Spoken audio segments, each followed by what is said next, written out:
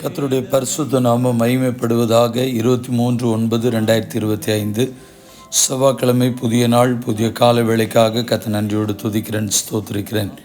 இந்த நாளுக்கான கர்த்தருடைய வார்த்தை யாத்திராகமம் 6ஆம் அதிகாரம் 7ஆம் வசனம். உங்களை எனக்கு ஜனங்களாக சேர்த்து கொண்டு உங்களுக்கு தேவனாயிருப்பேன்.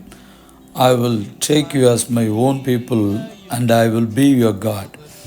கர்த்தருடைய பரிசுத்த நாமம் மகிமைப்படுவதாக.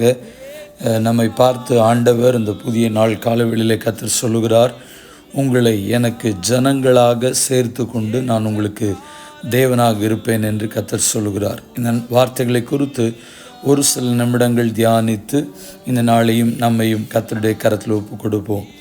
உபாகமம் புஸ்தகம் 4ஆம் அதிகாரம் 20ஆம் வசனம் சொல்லுகிறது, இந்நாளில் நீங்கள் இருக்கிறது போல தமக்கு சுதந்திரமான ஜனமாயிருக்கும்படி கர்த்தர் உங்களை சேர்த்து கொண்டு உங்களை எகிப்து என்னும் இருப்பு களவாயிலிருந்து புறப்பட பண்ணினார்.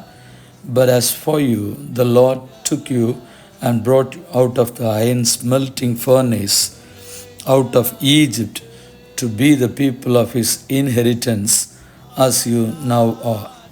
கர்த்தருடைய நாமம் மகிமைப்படட்டும். ஆண்டவர் இஸ்ரவேல் ஜனங்களை எகிப்து என்கிற இருப்பு களவாய், அதாவது இரும்பை உருக்கக்கூடியதான ஒரு இடம், அப்படிப்பட்ட அடிமைத்தனத்தின் சிறையிருப்பிலிருந்து நீங்கள் எனக்கு சுதந்திரமான ஒரு ஜனமாக இருக்கும்படி நான் உங்களை அதிலிருந்து தான் புறப்பட பண்ணினேன். ஆகையால் நீங்கள் என் ஜனமாக இருக்கிறீர்கள். என் ஜனமாக இருக்கிறபடினால்தான் இந்த அடிமைத்தனம், எகிப்து பார்வோன் என்கிற இருப்பு கரம் கொண்டதான அடிமைத்தனத்திலிருந்து விடுதலையாக்கி கொண்டு வந்தேன் என்று கர்த்தர் சொல்லுகிறார்.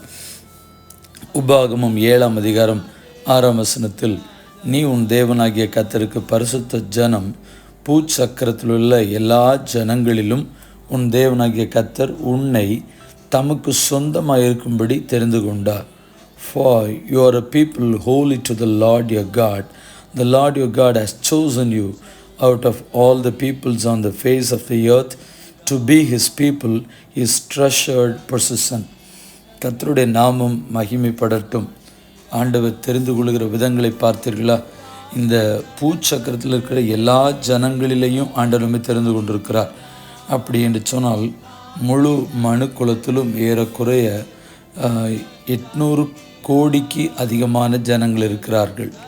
உதாரணமாக இந்தியா தேசத்தில் 146.39 கோடி, தமிழகத்தில் ஏறக்குறைய 9 கோடி ஜனங்கள் இருக்கிறார்கள்.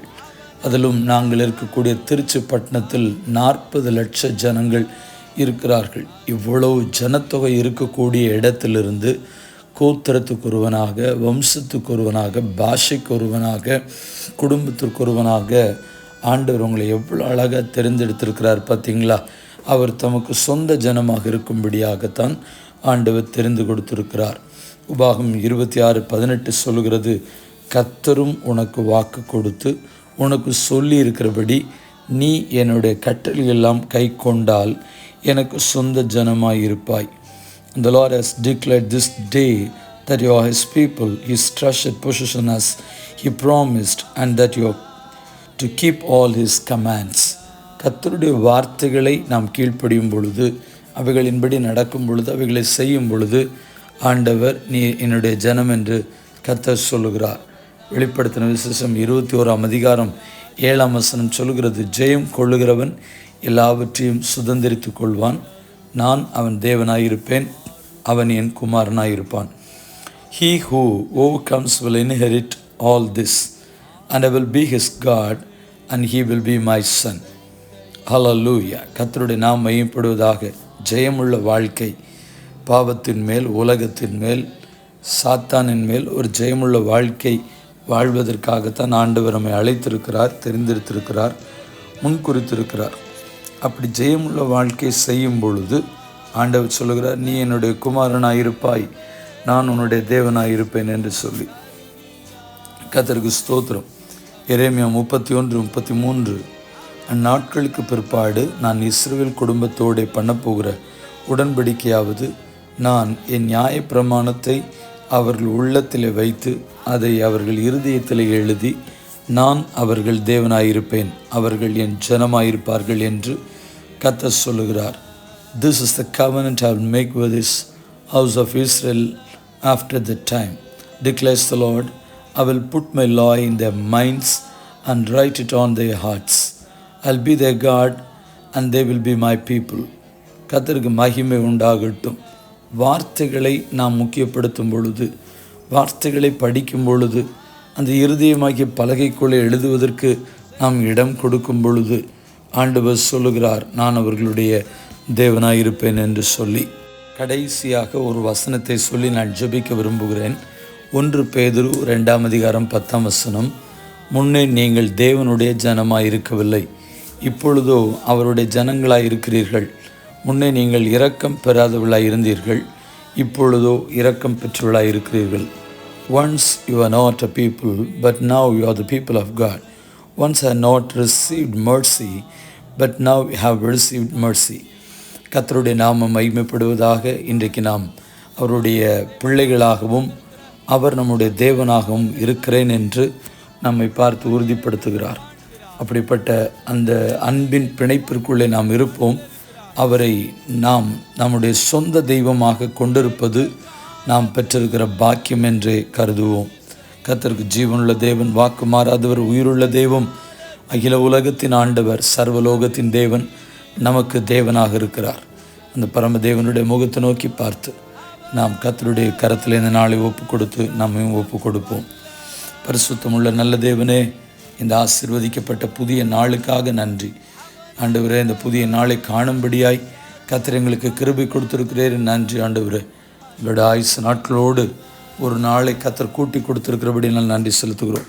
எத்தனையோ பேர் ஆண்டவரே இந்த புதிய நாளை காணாதபடி தங்களுடைய மறைவிற்கு நேராய் சென்றிருக்கிறார்கள். இவ்வுலக வாழ்க்கையின் ஓட்டத்தை முடித்திருக்கிறார்கள். ஆனால் இந்த ஜீவனுள்ள தேசத்தை இந்த புதிய நாளில் காணும்படியாக கர்த்தர் கொடுத்த கிருபைக்காக நன்றி. இந்த ஜெபத்தை என்னோடு இணைந்து செய்கிற சிறு பிள்ளைகள், வாலிபர்கள், நடுத்தர வயதில் இருக்கிறவர்கள், பெரியவர்கள், பரிசுத்தவான்கள், தேவனுடைய ஊழியக்காரர்கள் எல்லாரையும் உடைய கரங்களை கொடுக்கிறோம். ஆண்டவரே, நீர் எல்லாருக்கும் தேவனாக இருக்கிறீர். கர்த்தருக்கு ஸ்தோத்திரம். எங்களை உம்முடைய ஜனங்களாய் நீர் ஏற்றுக்கொண்டிருக்கிறபடினால் நன்றி செலுத்துகிறோம். நீர் எங்களுடைய தேவனாக இருக்கிறபடினால் உம்மை நன்றியோடு துதிக்கிறேன், ஸ்தோத்திரிக்கிறேன். தொடர்ந்து இந்த நாள் முழுது எங்களோடு கூடரும். எங்கள் போக்கு வரத்து பயணங்கள், ஊழிய பாதைகள் எல்லாவற்றிலும் உடைய கரம் கூட இருக்கட்டும். தீமைகள், அழிவுகள், ஆபத்துக்கள், பொல்லாப்புகளுக்கு நீங்களாக்கி ஓங்கும் புயமும் தாங்கும் கிருபையின் தயவும் இரக்கமும் தாராளமாய் எங்களோடு கூட தங்கி ஆத்மாவை அழிவிற்கும், கண்களை கண்ணீருக்கும், கால்களை இடறுதலுக்கும் விலக்கி மறைத்து தப்புவித்து காத்துக்கொள்ள பிதா, குமாரன், பரிசுத்தாவின் நாமத்தினாலே ஜெபித்து ஜெபத்தை ஏறெடுக்கிறோம் எங்கள் பரிசுத்தமுள்ள நல்ல பிதாவே, ஆமென். வாழ்த்துக்களுடன் ஜெபங்களுடன் pastor Jebadas. WhatsApp 9345353730. May Jesus bless you all. Amen.